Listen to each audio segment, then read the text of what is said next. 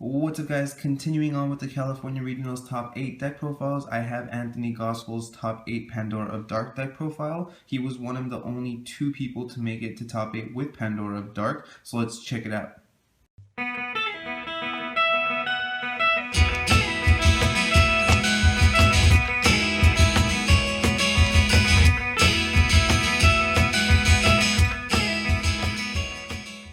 For his Magic Stones, he was running 2 Magic Stone of Blasting Waves, 4 Magic Stone of Gusting Skies, and 4 Magic Stone of Black Silence. He didn't want to risk running a Fiethsing or any of the other True Stones because he doesn't want to miss with Gretel. Turbo in Pandora of Dark is very important because even if you miss just one, that might ruin really early discard off their whole hand. So you want to make sure you hit every single Gretel and have your priest up so you can J-activate as soon as possible.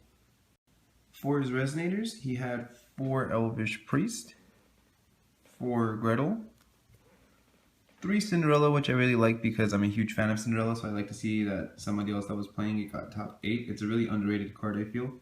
4 Fiethsings to continue on with the ramp, 1 Familiar of Holy Wind. It replaces itself, so it doesn't hurt to just have 1.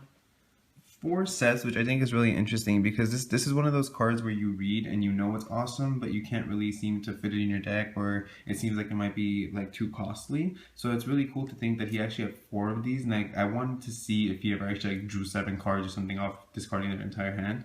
So that's actually really cool.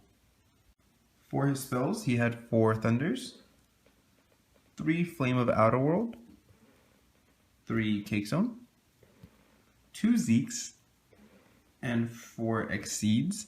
This is actually really interesting because I've never been able to test this myself, but I've been thinking about it forever as well. I like the idea of using more Cake Zones and Exceeds than Zeeks because there's cards in your deck that let you draw off of it. So although Zeeks is amazing and I wouldn't not run it because it's really good for Necro too, to be able to just stop their whole graveyard. But in general, it's just I've always wanted to test to see if I could technically afford to run Exceeds over Zeeks because even though it costs 1, it replaces itself, so it's really cool and it cancels both. Then he had 2 Stoning to Deaths and 2 Spiral of Despair. His side deck only consisted of 14 cards, and I'll explain why after all the cards are shown. He had an Abdul that he sided into, and a Helsing.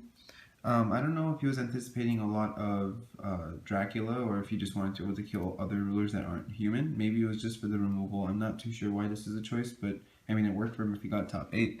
And then Groove Ballista, another Magic Stone of Blasting Waves, and then 3 Breath of the God, 2 more Stoning to Deaths for more removal, 2 Dream of Juliet, I'm guessing for addition destruction, an extra Cake Zone, and 2 Crime and Punishment.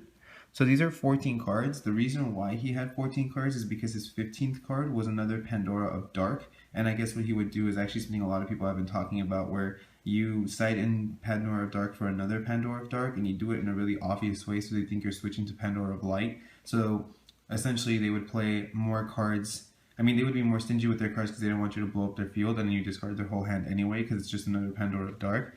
Nowhere in the rules does it say you can't do this. The only ruling is that you can use 4 of any card. Of course, you can only control 1 ruler, but who's to say you can't have 3 of the same ruler in your side deck after that? But I guess the judges found that this was either unfair or something that, you know, should be obvious. I'm not sure how they found that ruling, but it had to be removed after that. So he got a game 1 loss for that, and he had to play without it for the rest of the matches.